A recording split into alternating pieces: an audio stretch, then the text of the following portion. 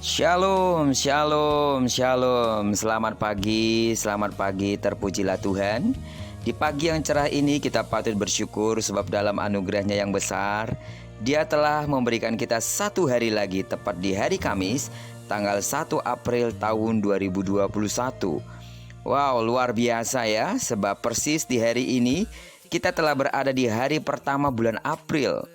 Dan itu artinya tidak terasa kita telah melewati 3 bulan di tahun 2021 ini bersama dengan Tuhan. Pengalaman yang luar biasa tentunya bersama dengan Tuhan. Amin. Dan hari ini seperti Tuhan telah memberkati tidur nyenyak kita sepanjang malam ini, maka tetaplah percaya bahwa sepanjang bulan April ini dan secara khusus di hari pertama sampai terbenamnya matahari di tanggal 1 April ini, Tuhan akan terus menyatakan kuasa namanya sebagai Allah yang menyertai kita. Dia Allah yang melindungi dan Dia Allah yang pasti memberkati. Amin. Saat ini sebelum kita lebih jauh melakukan aktivitas kita sepanjang hari ini, mari kita sama-sama kembali meneduhkan hati kita untuk merenungkan firman Tuhan yang datang sebagai pedoman dan pelita hidup kita, sehingga kita tahu apa yang harus kita kerjakan sepanjang hari ini.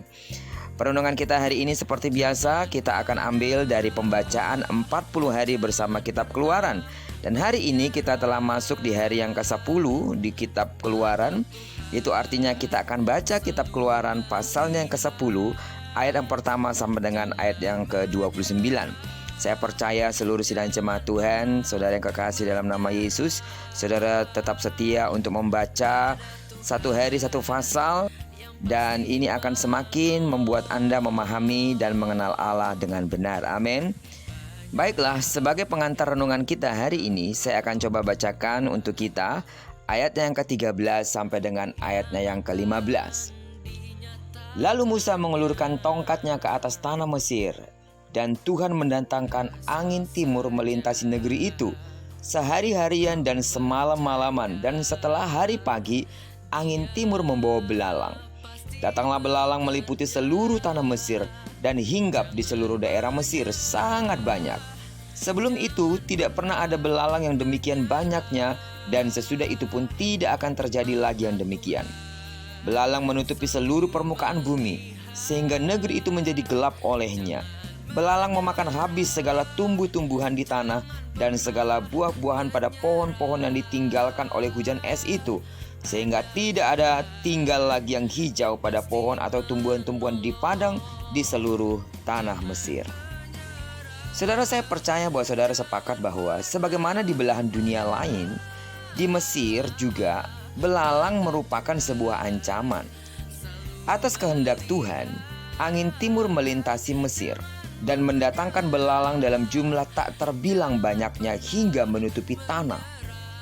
Alkitab mencatat bahwa belalang sebanyak itu belum pernah ada sebelumnya dan tidak akan pernah ada lagi sesudahnya. Belalang itu memenuhi rumah semua orang Mesir. Tetapi luar biasa, belalang itu tidak menghampiri tanah Goshen. Belalang-belalang itu memakan habis sisa-sisa pohon dan tanaman yang hancur karena hujan es. Allah kembali membuktikan kedahsyatan kuasa-Nya yang melampaui kuasa dewa-dewa di Mesir.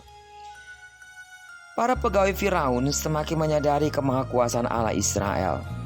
Desakan mereka kepada Firaun jelas menggambarkan rasa takut mereka bila kuasa Allah Israel melanda mereka lebih hebat lagi.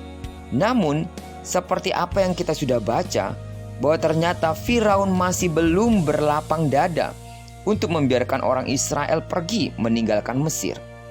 Ia masih ingin tawar-menawar dengan Allah dan Musa. Ia mau hanya membiarkan laki-laki saja dari bangsa Israel yang pergi ke padang belantara untuk beribadah. Tetapi anak-anak dan kaum perempuan harus tinggal tetap di Mesir. Tentu saja Musa menolak tawaran ini. Firaun kemudian mengakui dosanya dan memohon pengampunan. Namun seperti biasa, ketika belalang telah dihalau dari tanah Mesir, Firaun kembali mengeraskan hatinya dan tidak mau mengikuti kehendak Allah sepenuhnya. Konsekuensinya adalah tulah ke-9 dijatuhkan atas Mesir, dan kegelapan pun meliputi tanah Mesir. Saudara, saya percaya Ketika kita membaca seluruh pasal ini, tulah ke-8 dan tulah ke-9, bagaimana perasaan kita? Saya yakin saudara pasti geram, saudara gemas atau kesal kepada Firaun. Namun tahukah kita bahwa sebenarnya kadang kita pun tak jauh beda. Tak mau berserah penuh dan tawar-menawar dengan Allah bukan hanya penyakit Firaun. Kita pun kadang-kadang demikian. Ingin setengah berserah atau melakukan separuh kewajiban saja. Namun di sisi lain kita berdoa tak henti agar Tuhan menjawab doa dan memenuhi segala permintaan kita. Bukankah ini sama dengan Firaun? Karena itu kita belajar bahwa sekiranya kita selama ini penuh dengan tawar-menawar dengan Tuhan, di satu pihak kita ingin melakukan apa yang Tuhan mau, tapi di pihak lain kita masih bersikeras dan berkata, ini yang saya suka. Karena itu jangan pernah membuat Tuhan untuk murka kembali atas kita dengan membiarkan segala sesuatu yang buruk terjadi, seperti apa yang dialami oleh Firaun dan bangsa Mesir. Tuhan mengasihi kita tentunya. Dia peduli terhadap kita, dan oleh karena kepeduliannya, Dia akan terus menyatakan kasih-Nya. Dan salah satunya adalah menegur kita hari ini dan mengingatkan kita supaya kita jangan pernah tawar-menawar dengan Tuhan. Lakukan saja segala sesuatu yang difirmankannya dengan tulus. Percayalah, ketika kita melakukan apa yang difirmankannya, bukankah Tuhan akan terus menyatakan kuasa kasih-Nya, melawat kita, memberkati hidup kita, dan menuntun kita ke padang rumput yang hijau. Kiranya firman Tuhan ini membuat kita bercermin, mengakui dosa dan segala kelemahan kita, lalu kita bertobat.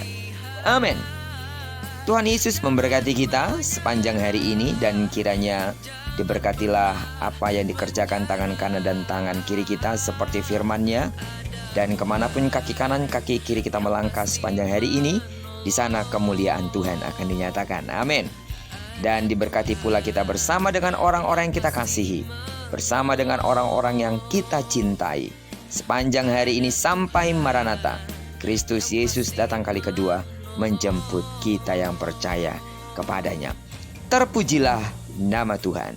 Shalom.